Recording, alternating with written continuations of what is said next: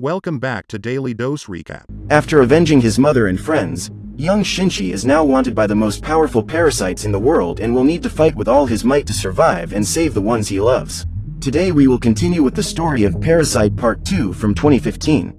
After going through a lot of lows on the human side, Detective Harama discovered that a psychopath named Uragami apparently can identify the people who are hosts of the parasite and decides to use it to analyze all the main suspects. At the police station, one by one the people of interest are released when Uragami says they are only human. However, as soon as Shinji enters the room, the man immediately realizes that he is not fully human, but for some reason he tells the police that he is okay and the boy is released. As Shinji is heading home, Miji begins to sense the presence of a parasite nearby and guides him to the place where they come across another one of the parasites savoring human flesh. With Shinji more experienced, Miji just needs to distract the alien while the boy advances and manages to eliminate him by piercing his heart with just his hand, leaving even Miji himself impressed. As soon as they finish the quick fight, Shinji goes to the body that the parasite was eating to regret not having arrived sooner. However, while doing so he hears a strange sound nearby and starts looking, but can't find anything suspicious. That photographer is still after him. At the town hall, Mayor Hirakawa learns that another one of his own has been eliminated by Shinji and thinks about getting revenge, but Ryoko insists on doing nothing and just waits until the boy calms down and stops attacking them. However, the other aliens disagree and ask Goto to decide, but as he is not present, they all follow Ryoko's orders and just leave him alone. On the street, a strange parasite named Mickey is doing his morning run until he finds a Yakuza office and starts laughing. Seeing this, one of the mobsters asks what he's laughing about, but Mickey doesn't even bother to answer and simply sinks the man's skull into the ground, and to complete his training, Mickey calmly enters the office and eliminates all 8 mobsters. At a restaurant not far from there, Ryoko meets the photographer Kuramori, who wants to reveal Shinji's photos to the police so that they can capture him and thus get the location of the others. However, as she knows that this will lead straight to her, Ryoko asks the photographer to wait a little longer and uses the fact that Shinji is her former student as an excuse, saying that she doesn't want to give him up. After meeting Ryoko, Kuramori goes to the school to continue spying on the boy, but Shinji notices his presence and lures him to a farther place to corner him. With Kuramori in possession of him, Shinji takes him home to talk and discovers that Ryoko was the one who told the photographer that he is a parasite. To reciprocate in kind, Shinji says that the prefecture has become the parasite's stronghold and that Ryoko is one of the leaders, as well as being the smartest among them all. Finally, Shinji warns Kuramori to forget everything he knows and go about his normal life before he is eliminated by one of the parasites. But the first thing he does is go to the city hall to record an interview with the mayor and put a hidden recorder to spy on him. But as soon as he leaves, one of the parasites finds the object and Hirakawa finally decides to override the orders of Ryoko and eliminate both the photographer and Shinji and Miji. At school, Shinji finishes his classes and starts walking back home together with Satomi, but while they are talking, Miji feels that they are being followed by 5 enemies at once. To prevent Satomi from getting hurt, Shinji starts to walk away, but after some time running away he is finally found by Mickey. But weren't they 5 parasites? Well, each of this guy's limbs is a different parasite, that is, he's an alien in each of his arms and each of his legs and of course, his head. As they are running away from the enemy, Miji notices that his blows are quite uncoordinated and decides to use this to his advantage. He then stretches up a tree to surprise him from behind and manages to rip off Mickey's head with a single blow. After defeating the enemy, Shinji and Miji prepare to pierce his heart to eliminate him once and for all. However, at that moment, a group of humans begins to approach and they have to flee to avoid being seen, a mistake they will surely regret. With its head vacant, the parasite that is in the right arm takes control of the body, revealing to be Goto himself. It turns out that this overpower is a kind of Kukuzu cosplay, but each of the parasites can take control of the body by modifying the voice and even the personality.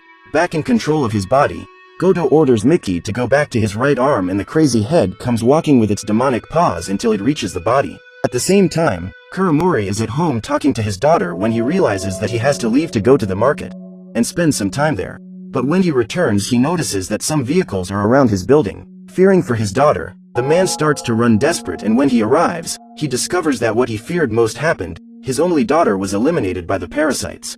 After the crime, Detective Harama begins to interrogate Kuramori, thinking he has some connection with the parasites, but the photographer is determined to take revenge on his own and takes advantage of the moment he is alone to escape the police station. Upon learning of what happened to Kuramori's daughter, Ryoko goes to the prefecture and confronts Hirakawa for disobeying her orders, and in addition to failing to eliminate the targets, he also took the life of an innocent child. Ryoko then goes to her room and starts playing with her son, letting motherhood blossom inside her. But as soon as she leaves the room, she realizes that she is being chased by some parasites and lures them to the parking lot. As soon as they get close enough, the trio of aliens order Ryoko to stop and tell them that they were sent by Hirakawa to eliminate her, but the woman says that only 3 would never be able to destroy her, and so she reveals a part of her face that it's missing. At that moment, 3 pieces of parasites appear, piercing the enemy's hearts, eliminating the trio at once. These bizarre cartilages throw themselves in Ryoko's face and transform into the missing parts of her face. After getting rid of the trio, Ryoko goes back to her son's room, but the only thing she finds in the crib is a note from Kuramori saying that he now has the child. At the police station, Detective Harama calls Kuramori, trying to convince him to give his location so he can help him in his revenge, but the photographer refuses, saying he will do it alone. After ending the call, Kuramori passes his location to Ryoko, who before going to him decides to call Shinchi for help. At the same time, the Japanese task force somehow manages to discover that the parasites are in the prefecture building and go with all their men there. As soon as they arrive at the place, the officers say that there is a sniper on top of the building and start organizing people to evacuate the place, but it's all an excuse to make everyone go through a type of X-ray that can distinguish the humans from the aliens. As soon as they detect a parasite, the police take it out of line and corner it between some buses, where one by one they are executed. Realizing that there's no way to escape, the aliens try to escape somewhere else so they don't go through the X-ray, but the police start a real hunt when they bring the Uragami to serve as a portable scanner, analyzing everyone in the place. With Uragami's help, the police eliminate all the parasites in the prefecture, until they finally find Hirakawa, who tries to convince the police that the parasites are necessary to maintain population control, but the police don't waste a second thinking and carry out hundreds of shots at him. But it was a mistake. Despite being on the side of the parasites, Hirakawa was a human. After the cops eliminate the mayor, Goto appears in the room, and as soon as the Uragami confirms he's not a human, the cops start shooting. Goto then uses the parasite in his left hand, forming a kind of shield that stops all projectiles as if they were simple paper balls. Realizing that the power level of this parasite is totally different from anything he's ever seen, Uragami starts to run away from the place unnoticed, which ends up saving him as all the officers are eliminated with extreme ease. When she arrives at the meeting point, Ryoko explains that she wasn't the one who ordered the elimination of Kuramori's daughter, but he ignores her and insists on causing her the same pain he is feeling. At that moment, Shinchi finally arrives at the place and tries to convince the photographer to give up, but he can't either. As Ryoko approaches Kuramori, Detective Harama manages to track the photographer's location and finally arrives at the scene. Seeing the men, Kuramori tries to throw the boy from a considerable height, which ends up forcing Ryoko to use her tentacles to pierce the heart of the photographer, who falls lifeless. With that, she finally manages to retrieve her son, but reveals that she is a parasite in front of everyone. Upon realizing that the woman is an alien, Detective Harama and his men draw their weapons and tell her not to move, but Ryoko disobeys and starts walking calmly towards Shinchi with her son finally in her arms. As the orders were ignored, Detective Harama shoots Ryoko right in the forehead, but she spits out the projectile like it was nothing and regenerates from the wound with her healing factor better than Wolverine's. Seeing that the woman continues advancing, the other officers also start shooting, but instead of attacking them, Ryoko uses her hair to protect her son and calmly walks towards Shinchi while being hit by the dozens of bullets. Seeing this whole scene, Shinchi yells for the police to stop shooting, saying that the boy in her lap is a human, and upon hearing this, Detective Harama makes his men cease fire. Completely bloodied, Ryoko says that this is goodbye and that she learned a lot from humans. She then ends her speech by saying that she would like to have a mother and child life together with the boy, but as that won't be possible, she gives little Taki to Shinchi to raise him as a happy, healthy human child. Finally, Ryoko says that she was able to perform her greatest experiment, that of being a mother. And sensing that her goal has been completed, she falls to the ground already lifeless, with her body rotting in seconds. Shinchi then remembers his mother, who was also protecting her son, and starts to cry. At that moment, Satomi finally arrives and both hug with Taki on their lap. After everyone recovers, a policewoman takes little Taki while Detective Harama calls Shinchi to testify. But at that time, one of the officers receives the report about the operation at the town hall and informs the detective that the entire task force has been decimated by Goto. As soon as they arrive at the town hall, the men are greeted by the brutal parasite that hurls a human head in their direction as if it were nothing. Miji then tells Shinchi that this is the man they defeated the night before, but now much stronger, and tells him to run away because he's scared. The boy then starts to run until he reaches the parking lot, where Miji unlocks a car and they run away. At that moment Goto jumps from the top of the building and Harama starts shooting at him, but the villain manages to stop all the bullets and throws it back at the detective, who loses his life instantly. Seeing what Goto is capable of, the police simply give up on eliminating him and make way for him to go after Shinji. Goto then goes to the parking lot and steals a sports bike to chase his targets. In the car, Miji senses Goto approaching until he realizes that the distance between them is 0 meters. At that moment Goto falls along with the bike on the roof of the car, and while Miji drives, Shinji struggles to survive. But with all this absurd movement, they end up losing control of the car and have an accident that would be fatal if Miji didn't pull them back to the track. From above, Shinji observes the burning car, believing that Goto is gone, but Miji responds saying that he is still alive and that it will be much harder than that. Goto then comes out of the wreckage and starts to regenerate while Shinji runs through the middle of the forest and prepares a kind of wooden spear to defend himself. Miji then hatches a plan and separates himself from Shinji's body. As the Goto arrives at the trap's location, Miji tries to attack him from behind, but his attack is easily repelled by the parasite that turns around, giving Shinji the opening to come out from behind the tree to stab him with his powerful wooden spear. But despite being distracted, the boss still manages to stop the boy's blow. Taking advantage of Goto's distraction, Miji performs an attack that almost manages to knock him out, but it's not enough to make a deep cut and insists on attacking to try and finish him off, while the other 4 parasites parry all the blows, giving time for the attack. Goto put his head back in place. As his plan failed, Miji realizes he has no chance against him and orders Shinji to flee, but the boy refuses to abandon him and just watches as Miji has his limbs ripped off one by one and is brutally defeated. With his main target unable to fight, Goto turns to eliminate Shinji, but Miji uses the rest of his strength to distract him, giving the gap the boy needs to escape. But Goto finishes him right away. Completely lost, Shinji starts running through the forest in the middle of the rain until he arrives in the abandoned sector of a nuclear power plant and finally finds shelter. Exhausted, Shinji lies down and begins to hyperventilate until he receives a call from Satomi, who finds him unconscious. While he is passed out, Satomi starts to bandage him up. In the morning, the young couple wake up and Shinji notices that an eye has appeared in what's left of his arm, meaning Miji's cells are still inside him. But despite everything, this is bad news, because the parasites manage to locate each other. That is, Goto knows where he is and it's a matter of time until they find him.